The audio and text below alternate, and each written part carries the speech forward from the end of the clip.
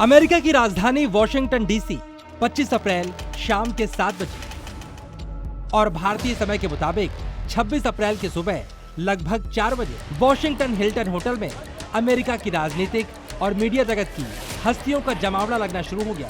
America की TV पर सबसे ज्यादा चमकने वाले चेहरे यहाँ पर इकट्ठे हुए थे। इवेंट शुरू होने के आधे घंटे बाद अमेरिका के राष्ट्रपति डोनाल्ड ट्रंप भी व्हाइट हाउस के करेस्पॉन्डेंट्स डिनर में पहुंच गए। लेकिन इस डिनर में सज धज के शामिल होने के लिए पहुंचे पत्रकारों को पता नहीं था कि आज का इवेंट पूरा नहीं होगा। ट्रंप के इवेंट में पहुंचने के कुछ वक्त बाद वहां पर गोलियां चली और ट्रंप समेत सभी वीआईपी गेस्ट को वहां से निकाला जाने लगा। इस इवेंट के ठीक पहले का एक वीडियो वायरल हो रहा है जिसमें डोनाल्ड ट्रंप अपनी पत्नी मेलेनिया ट्रंप के साथ स्टेज पर बैठे हैं। मेलेनिया ट्रंप के ठीक बगल में व्हाइट हाउस की प्रेस सेक्रेटरी कैरोलिन लेविट भी मौजूद है। दूसरी ओर एक और महिला बैठी दिखाई दे रही है।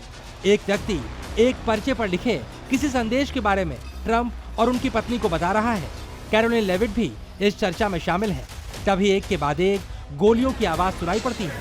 हालांकि इन आवाजों का डोनाल्ड ट्रंप पर कोई फर्क नहीं पड़ता, लेकिन इवेंट में नीचे बैठे मेहमान टेबल के नीचे छिपने लगते हैं। हॉल में प्लेट्स के गिरने की आवाजें आती हैं। डोनाल्ड ट्रंप फिर भी आराम से बैठे रहते हैं, लेकिन मेलेनिया ट्रंप का ध्यान सामने फैली अफरा तफरी पर जाता है और उनके चेहरे पर एक डर साफ साफ दिखाई देता है। इवेंट में गोलियां चल रही थी, लोग छिप रहे थे, लेकिन डोनाल्ड ट्रंप उस वक्त तक आराम से बैठे थे जब तक उनकी सुरक्षा में तैनात सीक्रेट सर्विस के लोगों ने उनको जबरदस्ती नहीं उठाया। सवाल है कि ट्रंप को गोलियों की आवाज सुनाई नहीं पड़ी या उनको इससे कोई फर्क नहीं पड़ता। मेलेनिया ट्रंप, कैरोलिन लेविट और स्टेज पर मौजूद तीसरी महिला फौरन टेबल के नीचे छिप गए, लेकिन ट्रंप कुर्सी पर ही बैठे रहे। वो उस वक्त उठे जब सीक्रेट सर्विस के एजेंट उन्हें लगभग खींचकर वहां से ले जाने लगे।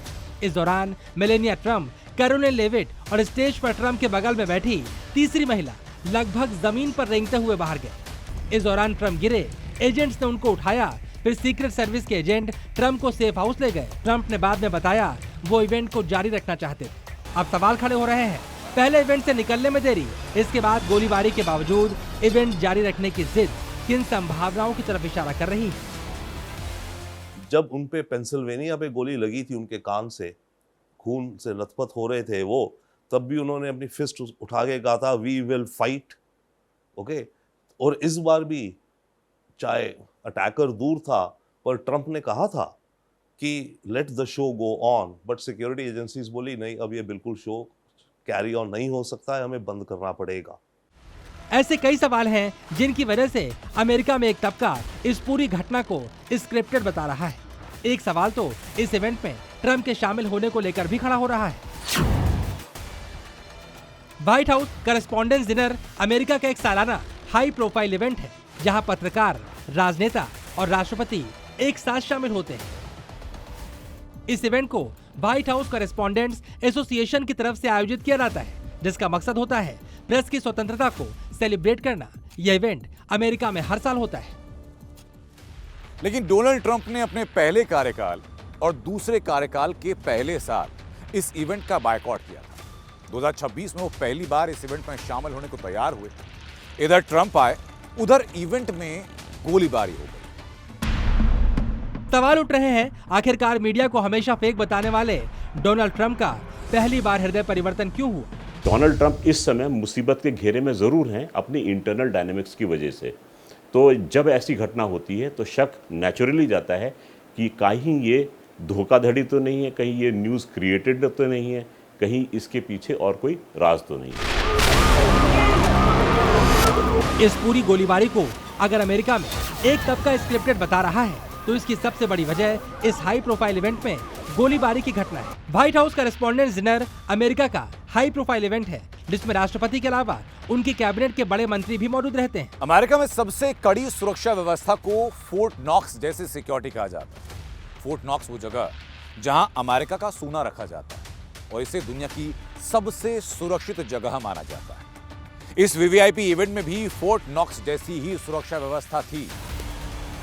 इसका मतलब यहाँ पर secret service, metal detectors, snipers सभी मौजूद थे। लोग सवाल पूछ रहे हैं, ऐसे इवेंट में एक शख्स हथियार लेकर राष्ट्रपति की मौजूदगी वाली जगह में इतना करीब कैसे पहुंच गया? वो होटल में गन लेकर कैसे घुसा? हमलावर होटल लॉबी में सीक्रेट सर्विस चेक पॉइंट तक गन लेकर पहुंच गया था। वो दौड़कर चेक पॉइंट की तरफ गया, हथियार निकाला और गोलीबारी शुरू कर दी। वहां पर तैनात सुरक्षा कर्मियों और हमलावर के बीच गोलीबारी हुई। ये सारी बातें जानकारियों और तस्वीरों में मौजूद हैं। लेकिन इतनी सुरक्षित जगह तक किसी भी व्यक्ति का हथियारों के साथ बिना किसी मदद के पहुंचना लोगों को हजम नहीं हो रहा। इतिहास बताता है कि अमेरिका में इससे पहले भी राष्ट्रपतियों पर हमला हुआ। कई बार वो बचे और कई बार उनकी मौत हुई। लेकिन रोनाल्ड रीगन से लेकर डोनाल्ड ट्रंप तक अमेरिकी राष्ट्रपतियों पर जानलेवा हमले की एक कहानी हिल्टन होटल से जुड़ती है। 45 वर्ष पहले वॉशिंगटन डीसी के हिल्टन होटल के बाहर अमेरिका के तत्कालीन राष्ट्रपति रोनाल्ड रीगन पर एक शख्स ने हमला किया। हमलावर ने 6 गोलियां चलाई। एक गोली कार से टकराकर उछली और रीगन के सीने में लगी। उनको अस्पताल ले जाया गया, ऑपरेशन हुआ और डॉक्टरों ने गोली निकाल दी। कुछ ही हफ्तों बाद वो ठीक होकर फिर से काम पर लौट आए। हमलावर जॉन हिंक्सले मानसिक रूप से अस्थिर था। उसने अभिनेत्री जोडी फोस्टर को प्रभावित करने के लिए हमला किया था। बाद में अदालत ने उसको शर्तों के साथ रिहा भी कर दिया। 45 साल बाद इसी वॉशिंगटन हिल्टन होटल में डोनाल्ड ट्रंप के इवेंट में भी एक व्यक्ति पहुंचा। उसने गोली चलाई। अमेरिकी अधिकारियों का दावा है उसका निशाना भी अमेरिका के राष्ट्रपति डोनाल्ड ट्रंप और उनकी कैबिनेट थी। हालांकि इस बार हमलावर और उसकी गोलियां ट्रंप तक नहीं पहुंच सकी। लेकिन एक ही होटल में 2 अमेरिकी राष्ट्रपतियों की हत्या की साजिश की चर्चा दुनिया भर में हो रही है। रेगन को भी मारी गई थी यहीं गोली, इस होटल के बाहर वो लेक्चर देके निकल रहे थे। और 45 साल बाद अब ट्रंप को भी वहाँ पे अटैक की प्रयास किया गया है। तो इसको मैं मात्र कोइंसिडेंस मानता हूँ, उससे ज़्यादा मैं कुछ नहीं मानता। अमेरिका के 4 राष्ट्रपतियों की हत्या की जा चुकी है। अब्राहम लिंकन की 1865 में, जेम्स गारफील्ड की 1881 में, मैकेले की 1901 में और जॉन एफ कैनेडी की हत्या 1963 में की गई थी। 4 अमेरिकी राष्ट्रपतियों की हत्या की गई थी। अटेम्प्ट कई राष्ट्रपतियों हुए थे। आपको ध्यान होगा कि 80 के दशक में रोनाल्ड रीगन पर अटैक हुआ था और अब डोनाल्ड ट्रंप साहब के ऊपर तो काफी बार अटैक हो चुका है। अब ट्रंप पर हमले की साजिश का दावा किया गया है, जिसकी सच्चाई सामने आने का इंतजार सारी दुनिया में।